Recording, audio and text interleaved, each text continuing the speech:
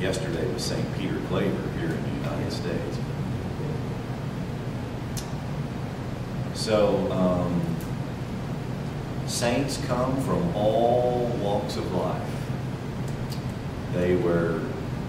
Some were priests, some were religious sisters, some were married women, some were married men, some were just very young, never really even reached adulthood. They were poor, they were rich, they were kings, they were laborers, all walks of life. You know, there's no one way of life that determines the same. Any way of life, anybody can become a saint. Okay? Some of them had what we call mystical experiences, you know, or kind of strange phenomena. Others didn't have any of that stuff. You know, some floated, levitated, you know, or had visions. You know. Some of them didn't have anything like that. They were just, you know, led a pretty normal life, but of heroic virtue. They had problems. Saints are real people. They're not these perfect superhero or people like you and me. Take Saint Therese of Lisieux. She died in 1897. She's French.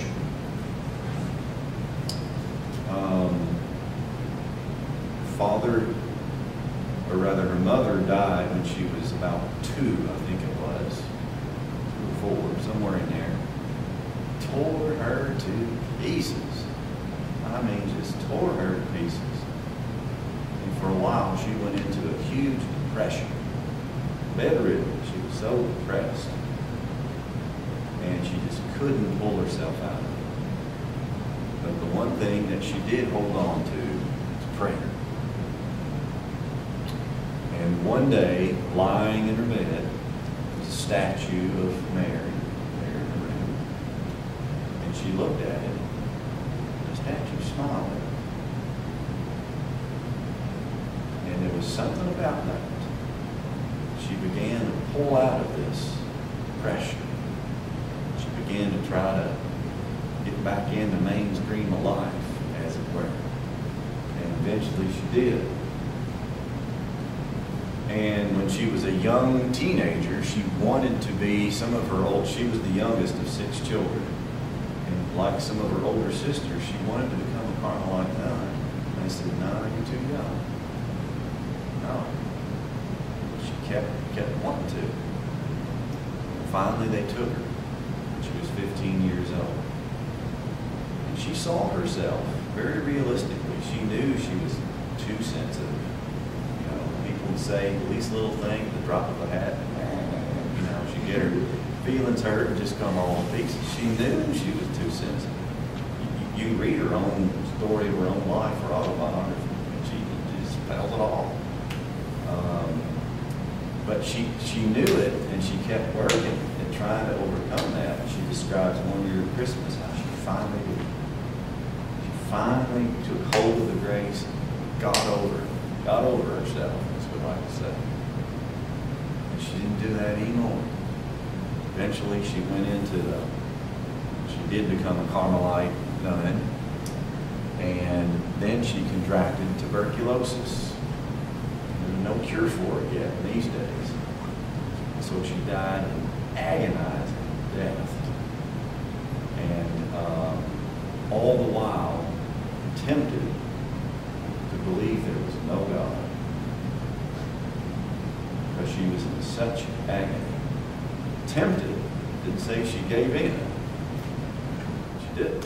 She was tempted at times because she was in such misery to believe there was no God. But she clung to her faith and died at the age of 24. And she didn't run around the world as a missionary. She didn't start a religious order. She didn't go feed all these poor people. She didn't do any of that. Simple, humble French girl fellow sisters, religious sisters, when she died, they had this thing called a circular. It's kind of like a little newspaper that traveled around from monastery to monastery. It was kind of news thing. So when she died, the sisters were like, "What can I say? She didn't do anything. What can I say?" Well, they realized, it came out later, the extraordinary life that this young girl lived on the inside. What an incredible faith this young girl had. Unbelievable. And the way she lived her life, as she put it in her own words, was to do ordinary things with extraordinary love. That's how she lived. Saint. That's the place where she was from. All walks of life. So, would you say that she had some heroic virtue?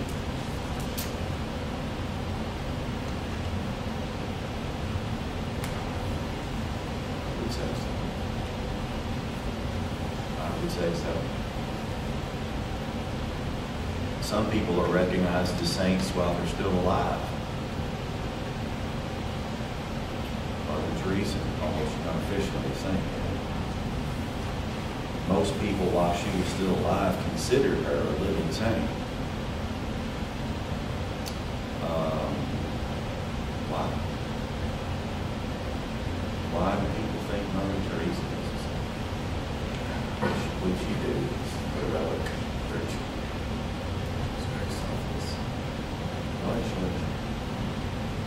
Basically spent herself in service of the poorest of the poor. And as usual, the media blows it when it comes to this kind of stuff. When it comes to Catholic Church, they almost always blow it. So, the writings that she never intended to become public became public about 25 years after her death. And it made the news. Because she wrote in her journals how she was tempted at times to believe there was no God. Where is he? I can't find him. I don't feel him. I don't sense him. Where is he? Where is God? All the while living this life she lived. And they said, see there? You know, she was just a big fraud. All this kind of stuff. Totally missing. Totally.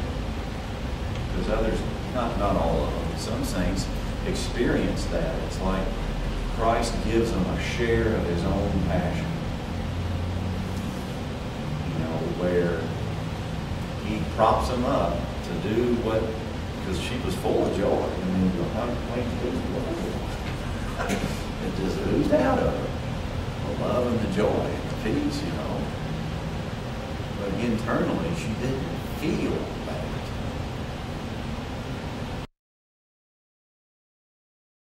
Experience that a few centuries before St. John of the Cross experienced and wrote about. He called it the night of the soul. It's not that God's gone away, it's just that they can't sense it. It's a mystical thing. That certainly doesn't happen to everybody. But they miss the point. So when someone has got that going on, lives the life that she lived, I'd call that pretty heroic. Wouldn't you? I'd call that pretty dang heroic.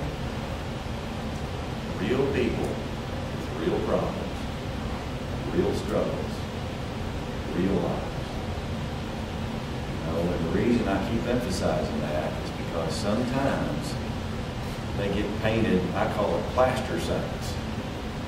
You know, where they scoot aside the real details of the person's life and they raise them up to be this kind of something other human. That's not who they were. It's not who they were. They're people.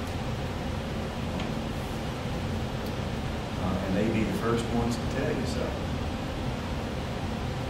Now, they have handed on to us an incredibly rich treasure, not only of example, but of their, many times, of their writings. You know, it's an incredible treasury that we have that has been passed on to us. You know, just like things I'm sitting here telling. And St. Philip Neri, I just love it. Talk about down to earth.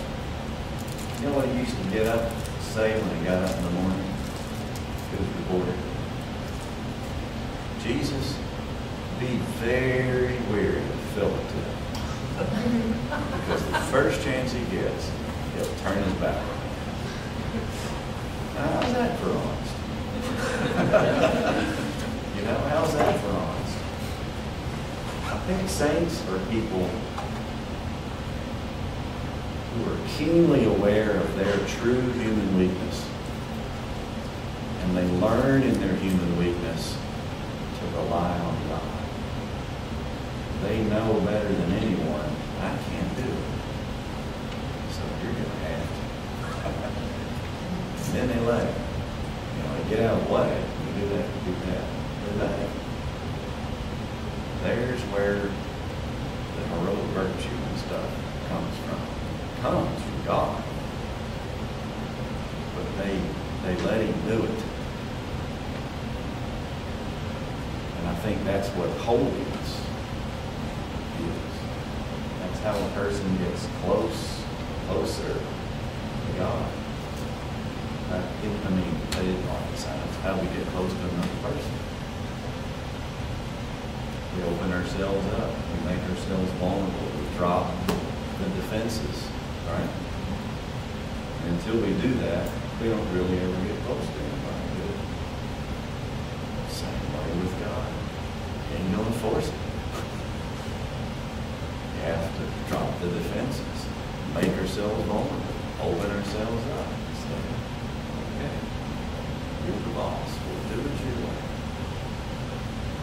I love the example in that reading where the saint was praying to God about his fever, and then he walked out, got in a fight with his friend, prayed again about it, went out, got in a fight with me, went back and said, what are you doing here? And God said, well, I thought you needed some practice. Yeah, that was St. Philip Neri. Yeah, how about that? Yeah.